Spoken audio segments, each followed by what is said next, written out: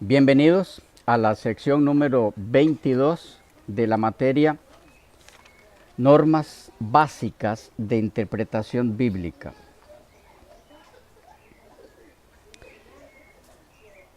Ahora bien, en este interín en el cual al hombre se le extiende por pura misericordia la vida, a fin de que tenga la opción de elegir, algunos eligen por Satanás. Y cuando esta elección es consciente, directa, clara, entonces Dios, ¿qué hace?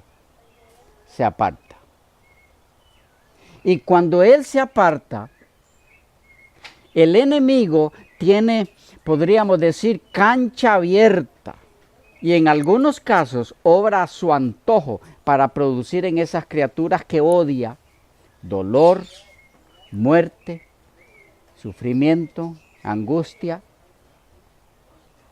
Y si puede lograr la principal de esas para él, la muerte, mejor. Porque con ella, ¿qué logra? Si logra la muerte de esa persona en rebelión contra Dios, ¿qué logra? Que esa persona no sea uno de los que ocupe el lugar de los ángeles caídos, de los cuales él fue el primero. ¿Vamos captando? ¿Por qué tanto interés en matar a la persona? Y para lograr sus propósitos, echa mano de todo recurso posible. Y dentro de esos recursos está la naturaleza. ¿Por qué? Porque cuando el hombre fue creado, fue colocado como mayordomo de los bienes de Dios para él. Pero esos bienes eran también sostenidos, sustentados, controlados por el poder de Dios. Desde el más pequeño insecto hasta los más grandes monstruos marinos. Desde la más pequeña gota de agua hasta el vasto mar.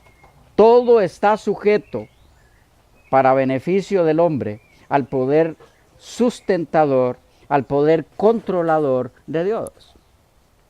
Cuando el hombre pecó, se separó de Dios, rompió relación con él, ya no tenían ningún derecho a que Dios mantuviera el control de la naturaleza para su beneficio. Y sin embargo, Dios lo siguió haciendo, ¿o no fue así? Aun cuando las plantas empezaran a marchitarse y las frutas a descomponerse, Dios seguía y sigue controlando el poder de la naturaleza. El viento, el agua, el calor del sol, las fieras, para que no hagan daño a sus criaturas, ¿o no? Pero hay ocasiones en las que la rebeldía de algunas de sus criaturas es a un nivel tan osado, tan elevado, que Él decide apartar su mano que protege al hombre caído de las fuerzas de la naturaleza, de su creación. Y lo que sucede es que al apartarse, Dios, la naturaleza o algunas de sus criaturas dejan de ser controladas por Él, porque así Él como creador lo decidió al apartarse, no ejercer más control sobre esas criaturas. Y el hombre, por su propia decisión, queda a la voluntad de esas fuerzas naturales, animadas o inanimadas. Fue así como se dio el diluvio. Fue así como fueron reducidas a ceniza las ciudades de Sodoma y Gomorra. ¿Es esto Dios matando? No, sino apartando su mano protectora del que no la quiere, del que no quiere su protección, del que no quiere relación con Él. Fue esto lo que sucedió en el caso de Saúl. Este abandonó a Dios y Dios le dejó en manos de aquel por quien él decidió. Y ese le quitó la vida. ¿Por qué decimos esto si la Biblia dice que él se la quitó a sí mismo? ¿No es injusto aplicarle a Satanás lo que no queremos aplicarle a Dios?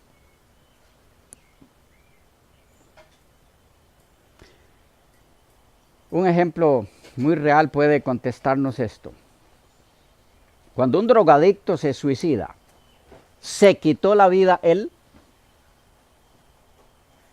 Pregunto. ¿O lo mató el que le proveyó la droga que controló su mente? Alguien dirá, los dos tienen parte. Y eso es muy razonable. Si es que el afectado no fue obligado a consumir droga, sino que lo decidió por su propia voluntad.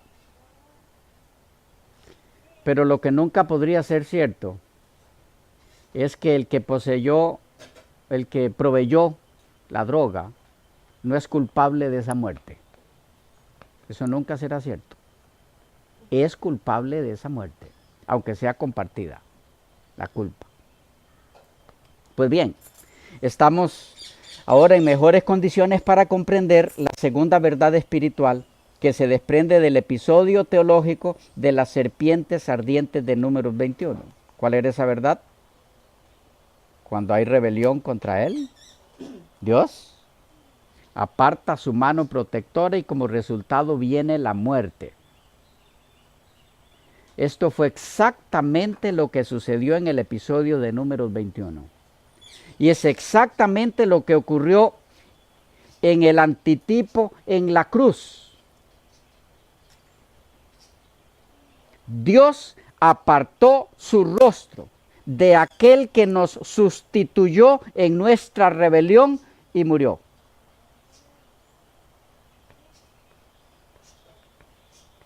¿Había pensado en eso? Voy a repetirlo. Dios apartó su rostro de aquel que nos sustituyó en nuestra rebelión y murió. Allí está el tipo en toda su fuerza, cumpliéndose en el antitipo. Isaías 53, 5a. Mas el herido fue por nuestras rebeliones, molido por nuestros pecados. Versículo 8b. Fue cortado de la tierra de los vivientes y por la rebelión de mi pueblo fue herido. Y ahora podemos captar mejor el significado de la frase o la declaración en la que se basa esta verdad espiritual. Y Jehová envió entre el pueblo serpientes ardientes que mordían al pueblo. Y murió mucho pueblo de Israel. No significa que Dios hizo que esas serpientes se centraran en ese lugar e hicieran su obra mortal. No. No significa que Dios les ordenó ir a ese lugar y producir muerte. Significa que como el pueblo decidió rebelarse contra él, cortar relación con él, entonces él le respetó su decisión, se apartó de ellos. Pero al apartarse de ellos, se apartó también su protección, que había estado con ellos durante toda la travesía en el desierto, hasta entonces. ¿No se han preguntado por qué hasta ahora se mencionan las serpientes, cuando eso es lo más común en el desierto? ¿Qué pasó durante todo el tiempo anterior a ese episodio? ¿No había serpientes en todo ese trayecto anterior? Claro que había. Pero ellos gozaban de la protección especial de Dios sobre el campamento. Las serpientes estaban allí, pero no podían traspasar los límites de la protección divina. Cuando el pueblo rompió con Dios, murmurando contra él, y él entonces apartó su mano protectora, las serpientes tuvieron libre acceso e hicieron su obra normal. ¿Dios matando? No. Dios permitiendo al hombre recibir lo que solicita separado de él. Muerte. y a Satanás disfrutando los efectos de su obra en las criaturas que deciden por él, por Satanás. Y si aún aquí alguien está pensando que dónde dice el texto que Satanás incitó a las serpientes para que hicieran su daño, tan solo basta preguntarse, si las serpientes que en ese momento afectaron al pueblo hubiesen sido serpientes del tipo del Edén, antes del pecado, les habrían mordido y causado la muerte. Entonces, ¿quién es el destructor?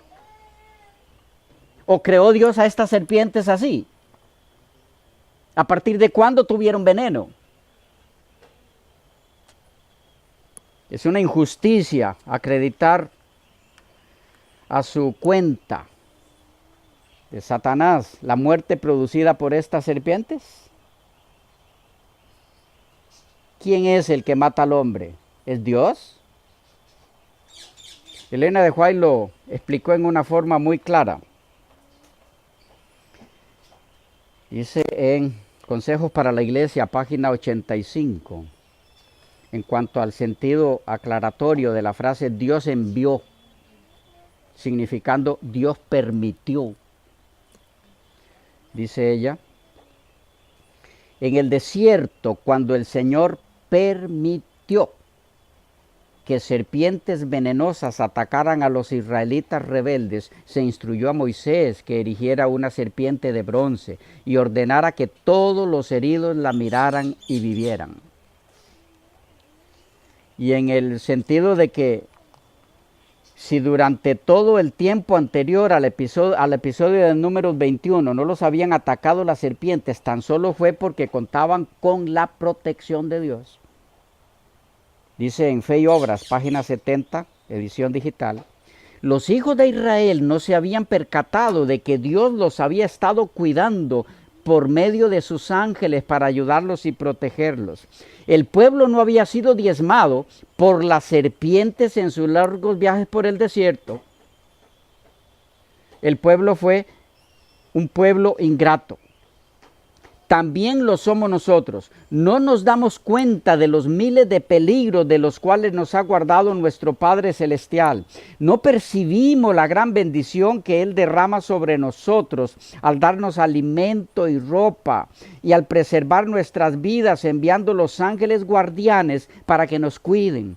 Cada día deberíamos agradecer esto. Nuestros corazones deberían vibrar de agradecimiento y deberíamos acudir a Dios todos los días con una ofrenda de gratitud. Deberíamos reunirnos cada día en torno al altar de familia y alabar al Señor por su cuidado sobre nosotros. Los hijos de Israel habían perdido de vista que Dios los estaba protegiendo de los animales ponzoñosos. Pero cuando Él retiró su mano protectora, el aguijón se abatió sobre ellos. ¿Notan cómo explica ella? Dios envió serpientes. Otra, en la misma dirección, Patriarcas y Profetas 4:5-5, 4:5-6. Dice, cuando los israelitas daban rienda suelta a su espíritu de descontento, llegaban hasta encontrar faltas en las mismas bendiciones que recibían. Y comenzó a hablar contra Dios y contra Moisés. ¿Por qué nos hiciste subir de Egipto para que muramos en este desierto? Moisés indicó fielmente al pueblo la magnitud de su pecado. Era únicamente el poder de Dios lo que les había conservado la vida en el desierto grande y espantoso, lleno de serpientes y de escorpiones. Cada día de su peregrinación habían sido guardados por un milagro de la divina misericordia. Cada día se hacía un milagro en ellos, por eso no lo mordían las serpientes. Fue un milagro diario. Dice, cada día, por milagro de la misericordia, de la divina misericordia. En toda la ruta en que Dios los había conducido, habían encontrado agua para los sedientos, pan del cielo que les mitigara el hambre, y paz y seguridad bajo la sombra de la nube de día y el resplandor de la columna de fuego de noche. Los ángeles les habían asistido mientras subían las alturas rocosas o transitaban por los ásperos senderos del desierto. No obstante, las penurias que habían soportado, no había una sola persona débil en todas sus filas. Los pies no se les habían hinchado en sus largos viajes, ni sus ropas habían envejecido. Solo milagros tras milagros. Dice, Dios había subyugado y dominado ante su paso las fieras y los reptiles ponzoñosos del bosque y del desierto. Si a pesar de tantos notables indicios de su amor, el pueblo continuaba quejando, de todos estos notables indicios de su amor, el pueblo continuaba quejándose, el Señor iba a retirarle su protección. Hasta cuando llegaran a apreciar su misericordia, cuidado, y se volvieran a Él, arrepentido y humillado, el pueblo. Dice, porque había estado escudado. ¿Cómo? Escudado por el poder divino, Israel no se había dado cuenta de los innumerables peligros que los habían rodeado continuamente. En su ingratitud e incredulidad habían declarado que deseaban la muerte. Y ahora el Señor permitió que la muerte les sobreviniera. Las serpientes venenosas que pululaban en el desierto eran llamadas serpientes ardientes a causa de los terribles efectos de su mordedura, pues producía una inflamación violenta y la muerte al poco rato. Cuando la mano protectora de Dios se apartó de Israel, muchísimas personas fueron atacadas por estos reptiles venenosos.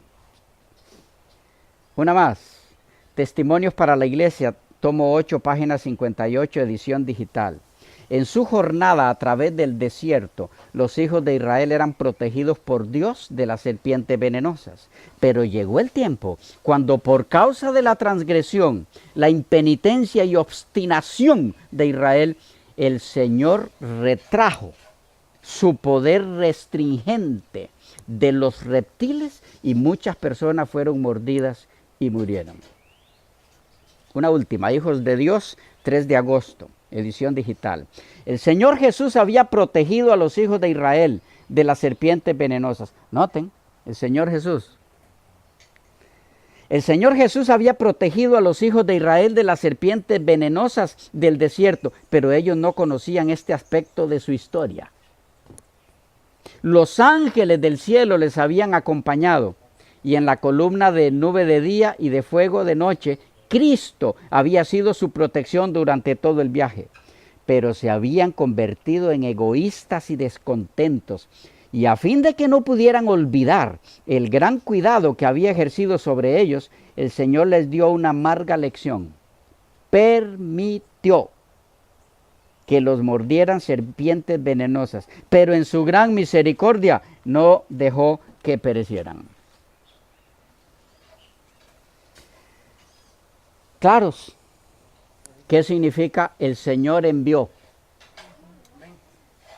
Lección, cuando hay rebelión, Dios aparta su mano y como resultado viene la muerte. Pero esa muerte no la envía Él, la permite. Ya captamos por qué. Preguntas, había unas manos por allí que hace rato están levantándose. Pastor, bueno, para mí esa explicación está clara, muy clara, pero quisiera compartir solamente un extracto del comentario bíblico adventista, no está de más claro. Otro testigo, ¿verdad? Y es en relación no a las serpientes, sino a lo que le sucedió a los hijos de Elí, pero es el mismo principio de que Dios no mata, y este principio Él permite la muerte al que se aparta de Él. Exactamente.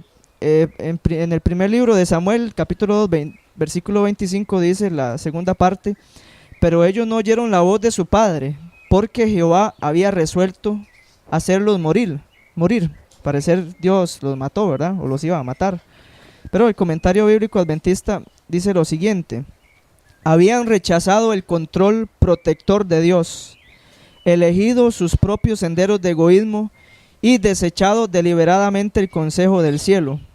Al apartarse del ángel de Jehová, sellaron su propia condenación. Fueron los filisteos los que los mataron. Primero de Samuel 4:10 y 4:11. Sin embargo, Dios permitió su muerte porque habían rehusado seguirle. Y sigue una cita del Conflicto de los siglos, página 40, que dice así: Dios no asume nunca para con el pecador la actitud de un verdugo que ejecuta la sentencia contra la transgresión, sino que abandona a su propia suerte a los que rechazaron su misericordia, para que recojan los frutos de lo que sembraron. Conflicto de los siglos, página 40. Y lo que sigue del comentario bíblico adventista: tal fue el caso de Judas, tal será el caso de todos los que rechazan las súplicas del Espíritu Santo. Interesante. Muy interesante. En otro sentido, en relación a cuando el pueblo es rebelde y el Señor entonces retira su mano, ¿verdad? Porque ellos así lo decidieron. Ellos rechazaron la vida. Sí. Porque la vida es Dios. Él es la vida. Si tenemos al Hijo, tenemos la vida. Amén. Sin embargo, al no tener la vida, estamos muertos. Así andemos ahí caminando. Entonces, ¿cómo el Señor mata a alguien que ya está muerto? Sí, muy buena pregunta. ¿Cómo matar a alguien que ya está muerto? Bueno, verdad espiritual número 3. Oh, se nos fue el tiempo. Ok, quedamos por aquí. Nos vemos en una próxima sección.